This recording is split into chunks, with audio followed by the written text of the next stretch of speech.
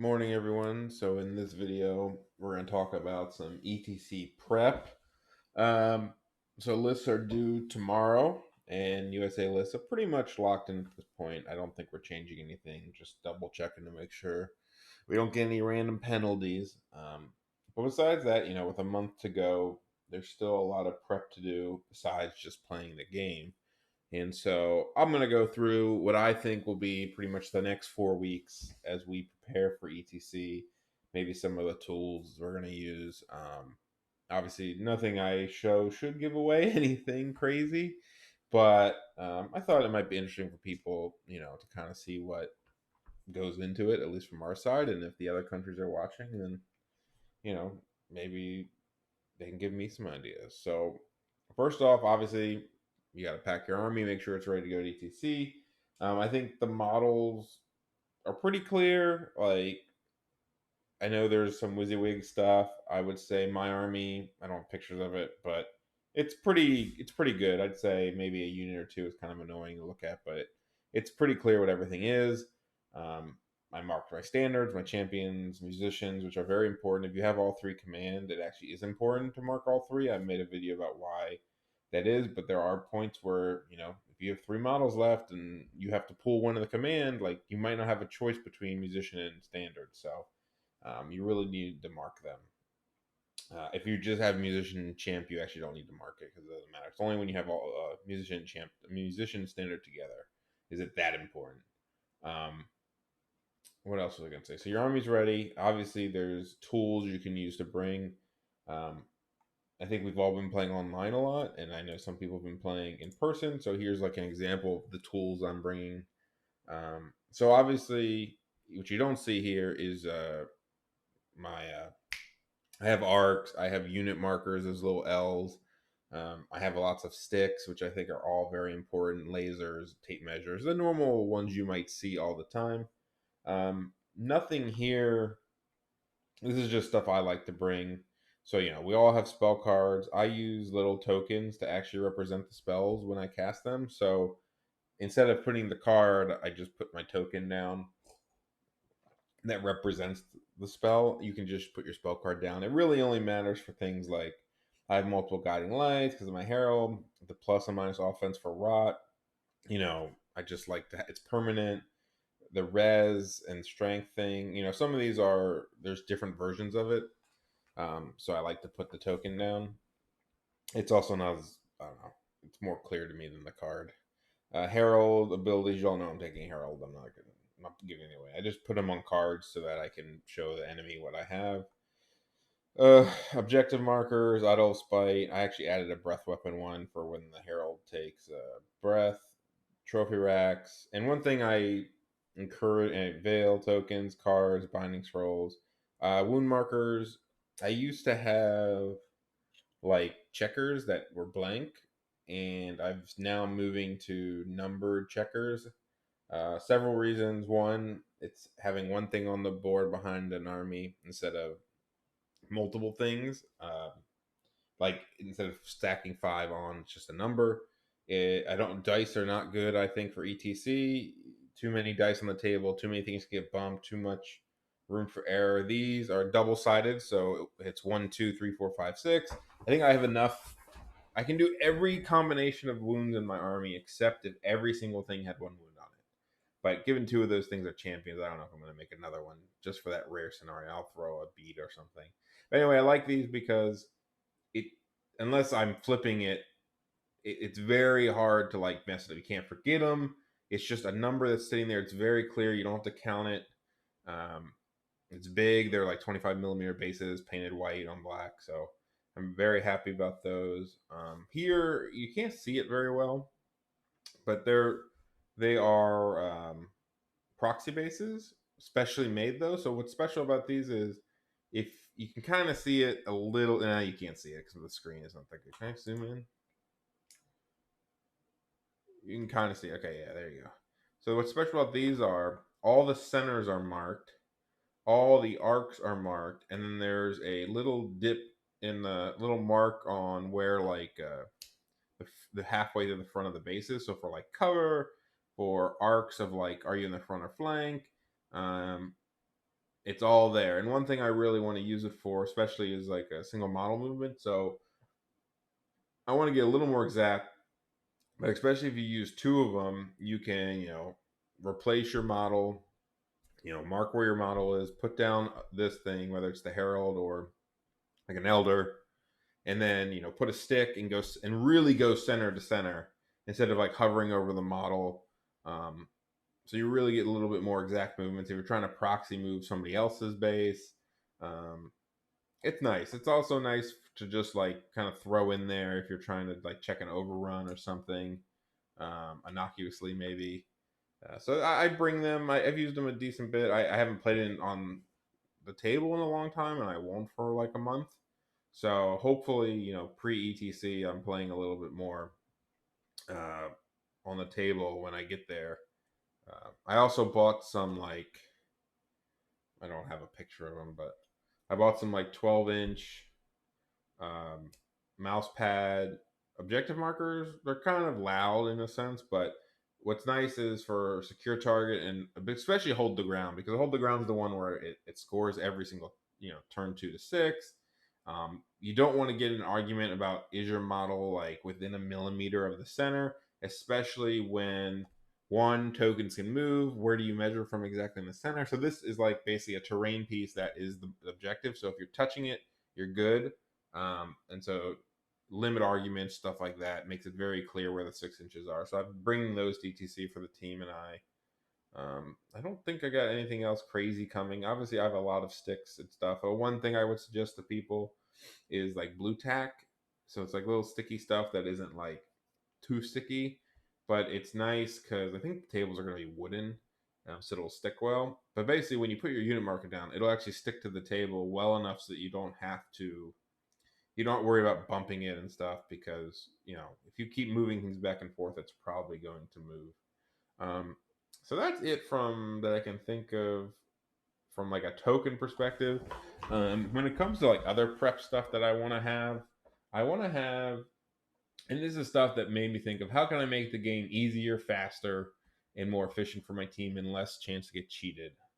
And when I say cheated, I don't mean like super intentionally cheated, but you know, played wrong by the opponent, whatever you want to call it, cheated. I don't know. First off, learn the rules yourself. Big one. I want to print out one copy of every army book, basically 2 copies of every army book. I want to have players to always have their printed book with them for fast stat looking up and give it to the enemy if needed.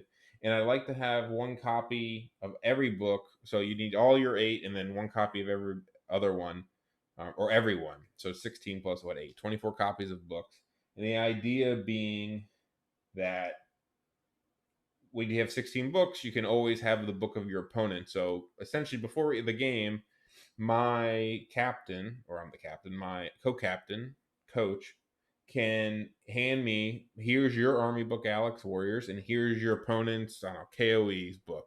So if during the game I need to look up any stats, if I have to challenge him on rules, we're not going to iPads, we're not trusting him all the time. And sometimes people are wrong, and sometimes it slows the game down, and honestly, sometimes it gives things away if you try to ask a rule about something. Um, because it kind of directs their attention to something. If you're trying to overrun or you know what I mean, challenge or something like that. So I think having copies of the book, they're only 20 some pages, they're not that big. That's something. Maybe one copy of the rule book just for the coach to carry around and really help look up rules quickly. Obviously, there's like a lot of supporting documents that are probably good to have. The thing is, like, iPads are great, but it's actually it's not easy to navigate all the time. And I'm thinking really like a speed perspective here, because you want to finish games, and so there's 4 hours per round, which is great, and it's with pairings, so you got to pair. I'm planning on pairing kind of fast on the faster side, at least getting the other team to like, hey, let's do this. You should have enough time to prep. 3 of the matches you have the night before, 3 of the matches you have lunch and stuff. So um, what I don't want at ETC, I will be so I don't get like super upset when my team loses. Like, it's a game. Sometimes we lose. Shit happens. I will be the most upset if we probably, I don't know which situation is going to make me more upset. Whether they get a very obvious rule wrong and they get screwed by it, or don't catch the enemy on a rule that they should know, um, like reforming and stuff. And two would be not finishing your game. That would be, and I don't even like it if you're winning and you don't finish. Like if you were gonna, if it's turn 4, you're winning and you would lose in 6, like that still feels bad to me. I don't like that feeling. And I know I'm trying to press my guys to finish and make sure the enemy finishes, because I think there are players out there who don't give a fuck. Like if they're winning in 4 and they're gonna lose in 6, like I believe they will slow play you. And so I want my team and also Jeremy, my coach, to really be on them. And like if I'll have no problem calling the judge and saying they're playing slow, because we're not going to get. I don't want to get screwed because of that. That's one thing I definitely don't want to get screwed from. And I'm not out here thinking everybody's going to slow play you in a bad match and stuff like that. But there are people who are just slow, and I think it's on you. You can control a lot of it by just the pace of the game. How fast do you like? I don't know. You can make the game go faster without rushing your thoughts. I guess is what I'm saying. So that's the token stuff. I would like to have the printouts. Map analysis is probably a next big thing. I don't have anything pictures of it, but eventually we're gonna have all the scenarios and deployments. And I think I talked about this. And so you can do a lot of map analysis and like, okay, we know we're playing encircle spoil. So, do you want big center? Do you want big flanks? Does it depend on the map? Because obviously big center, you're close to the center one. Big flanks, you're close to the two on the side. Or, is it encircle, hold the center, where you probably want big center, so you start closer to the hold. There are some that aren't that exciting. There are some that are. We'll see what the pairings are. So, when that comes out, one practice will now be on one of the 6 rounds. And maybe more specifically, to be fair, like we're going to know what our round 1 is a couple weeks before ETC. So you can practice for your round 1 and you don't have to play that scenario versus anything else but the armies that are like, there's no reason to play round 1 versus a country you're not playing, because you're not going to get that scenario pairing anymore. So I'm really curious to see what that is. So this is an example of our ETC grids. They're obviously not filled out because we don't have the list. But this is something I made, and to be completely fair, this is a copy of it. If you want this for yourself and you're a coach, if you message me, I'll give you the link, and you just have to copy it for yourself, and then you can mess with it however you guys want. I'll show you what it does real quick, and yeah. So obviously so this is the index. This is just when you click on it, you go to one of these pages, which has all the countries on it. Every page is exactly the same. Clicking back goes back to the index, just because with 30 countries, you don't want to have to be scrolling through all this all the time. Some big stuff is you don't have to put anything in here except the grid and then the armies one. So let's just say this is right. If they were all dwarves, if you put them here, it auto fills. Obviously, you can see your Army 8 scenario deployment. So I guess the first thing you would do is come to info, and you would put like USA, and you would say, let's just say we're all dwarf players today with 1 Warriors player. And then it doesn't matter with this. Whatever you put here will go to all the tabs. So obviously you can see your armies here. I didn't change scenario 2 deployment 2, but it would always link to back here. So when we know these, you can just put them in. Once this info tab is done once, you don't have to do anything with it. You just put it in here. The reason you put the USA here is in the round pairings. It'll show up here. You can drop down to pick your opponent. I think USA isn't on this one. I got to add it because it was made for us, so it wouldn't matter. This is here. So what you'll do is, let's just say you're going Australia, right? Oh my god, I should have deleted everything I did. I'm gonna have to fix it. Okay, let's undo. Right, undo. Okay, let's go back to Australia. So if you go to Australia, and let's just say Dwarven Hordes, They're all green. Let's just say this is your pairing. So the one reason for the fixed ranking is we personally do like a 1, 2, 3, 4, 5, 6, 7, 8, where you rank your matches 1 to 8. And then this basically formula says if it doesn't add up to what it should add up, which I believe is 36, then it knows that you didn't do the 1 to 8 properly, and so it'll warn you here. So this is what a grid would look like. Obviously, you can do 6 grids, 1 per enemy army, or 1 per scenario, because it could depend. I'd say that you'd probably do a basic grid, do it, and then copy it 6 times for yourself, and then make small adjustments if you think a match really depends on the scenario that much. One thing my team noted is that round 1 is going to be known beforehand, so you don't really have to do that grid for all the countries. And as of right now, I have a round 1 for everybody, so I guess you would just blank it out and not do it. I don't know. I'm not going to go delete it all from it. If you want to modify anything, sure, you can delete this formula so it doesn't warn you. You can do whatever you want. Change your colors down here. But when you actually play, what you'll do is you'll obviously just copy this. You'll go back to round 1. I wanted to make this a little bit cooler, but unfortunately, some of the conditional formatting stuff was just a pain in the ass. And honestly, it just wasn't going to work. Oh, I should do that. Oh no, you'd have to copy it anyway. You just put this here, copy it here. The only reason I do it twice personally is that I like to black out as I'm pairing. So I'll, like, if we pair the dwarves, you know, I'll go like this and stuff like that, just to know. One thing cool, I guess, would be here. This is automatic to what all your armies was. You can say we put up army 1. They put up, well, there's only dwarves in this case, but imagine if there was 8 different armies, this would have 8 different things. Yeah, I guess I can show it if I do, like, there we go.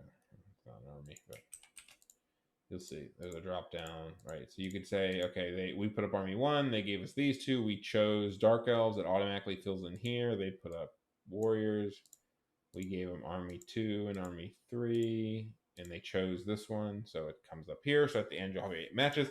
This is more useful for scrims, because in scrims, you kind of want to maybe go back and see how your pairings went. Like, what was the ordering? Did you mess up somewhere? Should you not have put that army first? But I think it's kind of interesting from an ETC perspective, just to be able to look back, or just for anybody who's a fan or making a video afterwards and say, hey, this is why we paired this way, especially since with ETC, once it's over, there's not really any secrets. Like, I'm not going to be scared to show you guys what I put here. So that's just an example. And then obviously there's one for each round.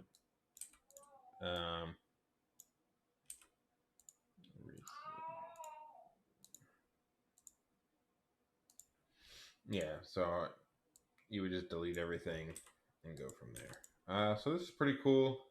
Again, the index, you just click where you want to go and then go back. But yeah, you got to put all the armies there. Do your rating however you want. Have your rounds 1 to 6. Nothing too, yeah, that's pretty cool stuff.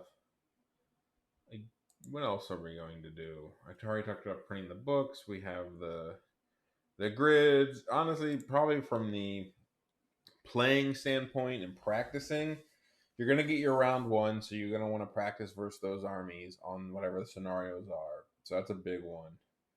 Second one would probably be, I would probably, so there's 30 countries, 29 not including yourself, 8 armies per.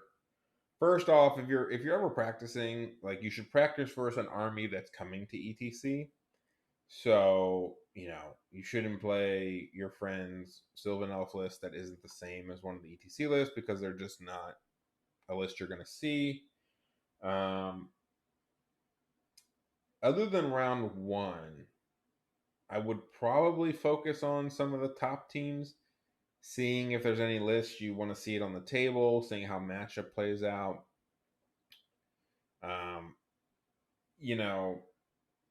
some teams are just weak. Like, even if their armies are a little better versus you, it doesn't matter. You're just gonna beat them. Like, you should beat them. Sorry, that's probably a better way to put it. So don't overthink. Armies are just one thing, right? Like, armies are just whatever. But if you face like Croatia, Mexico, like, I don't know how good Portugal, some of these countries, you just assume you're better than them, and then like you shouldn't have to worry that much about their list. Now, I'm not saying disrespect them and don't prep when you have to play against them, but I don't know if I'd be like, oh man, that list from that one country, I really need to like play against it a bunch because it looks weird. It might just be a bad player and it doesn't matter. Obviously, when you go to good countries, Poland, Germany, Spain, stuff like that, um, they're going to be good players, and so it's the opposite. Just because you're good versus their army doesn't mean you're going to win. It really does come down to skill. But I would probably practice more against those lists if you're having like question marks. You can't play 300 games in the next month, so you really do need to cherry pick what you're playing. And honestly, I would say look for themes of maybe armies you haven't played a lot against, and you want to get a feel for. And one thing I want to stress, especially when you're scrimming or practicing, it's to get a feel for the match. It's not to You still need to be good enough as a player to identify whether it's a good or bad match or skewy or something like that, and don't let the result of a scrim match dictate your thought process. So I'll give you a personal example. We were in a scrim, and I played a game, and I rated it poorly. I rated it like an orange. I didn't want it, and I know my opponent rated it kind of skewy too. And we played it, and I got a 4. And honestly, there was moments I thought I could have got like a 15 if it was like something went kind of right.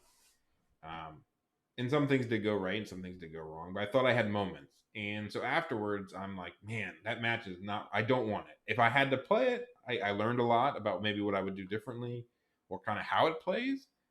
Um, and obviously, it'll depend on the scenario. That was a very scenario dependent list, in my opinion, because of how it was. The scenario was not in my favor, but other ones will be way in my favor. That being said, even I was thinking about it after the game, and I was like, man, oh, if this one thing happened, I would have just killed him turn 2 or something like that, right? And I was like, but that wouldn't change my perception on the matchup. You know what I mean? Like, if I would have, let's say his turn 1 just went horribly, and then turn 2 he just dies because I just kill him, right? Let's just say. Then what does that tell me, right? It doesn't really tell me anything. It just says, all right, shooting missed and I killed him. It says it could happen, but I could see it could happen because I saw him hit me and kill me. But I'm like, oh, if he doesn't kill me, I kill him.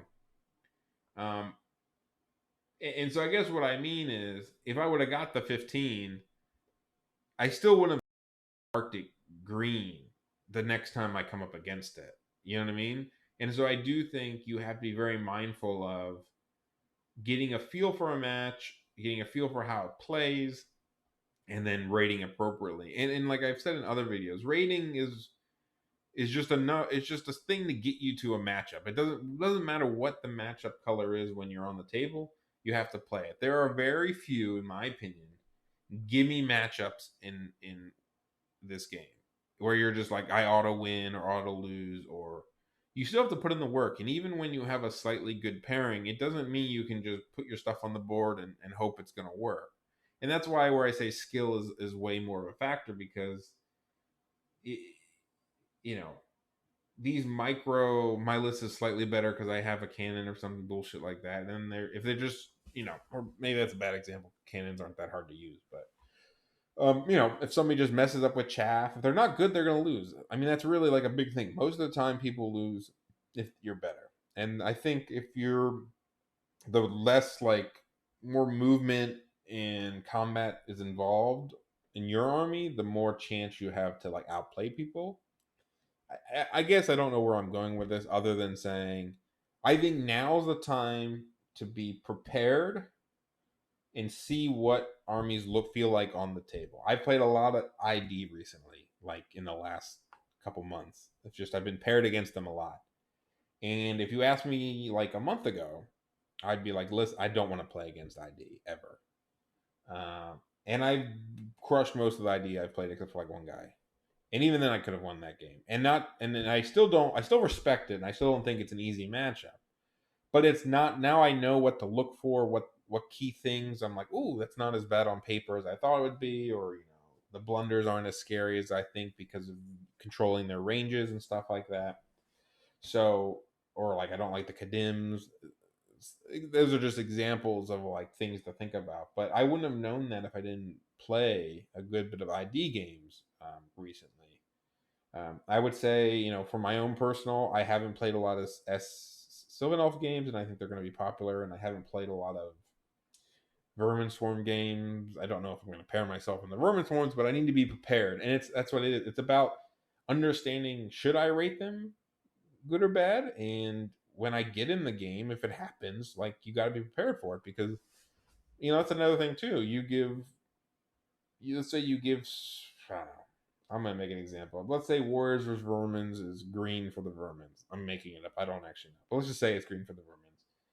If you put 5 different players on each side of the board, they're probably going to play it differently. And if it's green because you have to play it a certain way and you don't know how to play it, then it's not really green, is it?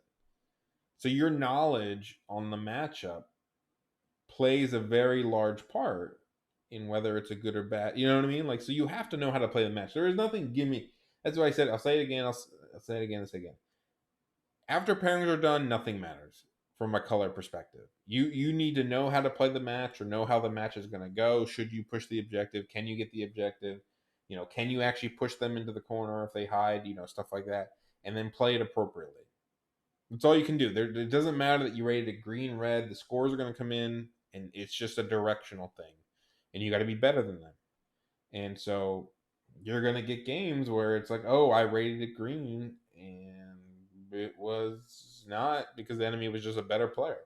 Also, one thing I've learned from doing a lot of scrims is there is a very big mismatch on how people rate each other's armies from both sides. So, like, there's a lot of grids that we get where I might think it's bad and they think it's bad for them, or I think it's good and they think it's good for them. And so if you're trying to do like pairing strategies and stuff where, like, you just got to do what you feel is best. This is why your matrix is so important, but at the same time it's not important.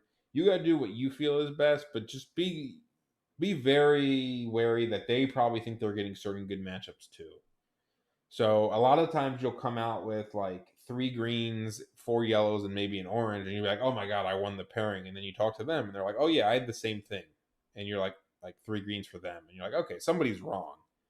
Um, which is why once the pairings are done, you kind of just back off and say, "All right, it doesn't matter." There's no expectation. I mean, you should know which matchups should go well, or maybe which ones you can push on, but you shouldn't like feel like you won the round because your matches are slightly green, because they probably have more green matches too. This also kind of plays in the part when you're pairing strategy with like who you put up first and whatnot. You'll see maybe your grid, you have an army that has a lot of reds or something, and honestly, the truth is the enemy might not have a lot of greens against that army, and you just kind of shrug your shoulders and say, they might not counter with who you think. You just because you put an army up doesn't mean you're going to get your worst matches in your head, because the enemy might not feel that they're the best versus you. And this is where really army matchup knowledge matters, because very few people at ETC, myself included, have played enough games to know every match for their army very, very well. A lot of them are going by almost like a feel. And unless you play an army that is super popular, like, sure, if you play one of the most popular lists is what Kurdistan Scourge Demons. If you're playing that list, a lot of people will have a feel for it. I actually now kind of respect this whole a little bit more, not totally. People who take weird lists, I actually do. I didn't think it would matter in the long run. In the long run, taking a weird list that's like maybe suboptimal is not really a good thing, right? Because if you assume that everybody had enough time to play enough games, then it would just be the wrong choice. But this is the real world where games take forever and people don't have time to play random games. And people, if you have a unique enough list, people won't be good enough to play your list to how you play it.